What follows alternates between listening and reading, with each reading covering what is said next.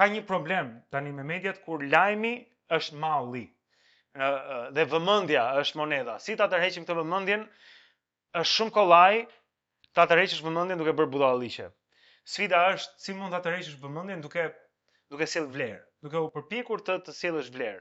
Edhe në biznes, unë biznesmen nuk jam asesi, kam një biznes, ofroj shërbime, më kontaktoni, por dua të them që edhe në biznes, po nuk solle vlerë, nuk vlen. Është e njëjta gjë praktikisht.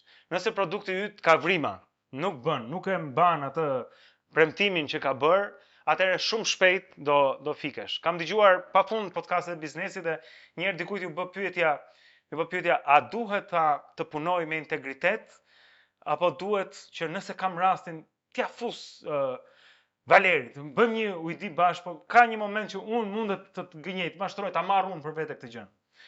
Edhe të fitoj më shumë se sa më takon, karshiteje.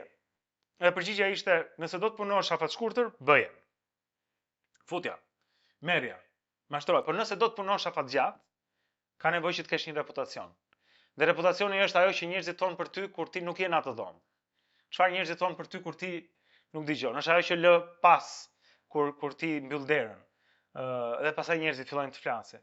Kështu që nëse nuk prodhon vlerë të vërtet, unë nuk mendoj se mund bëhet këtu ka një tis perceptimi në Shqipëri që biznesmeni është pak mashtrues, pak zmadhues, pak jemi akoma në fazën fillestare, pak hileqar.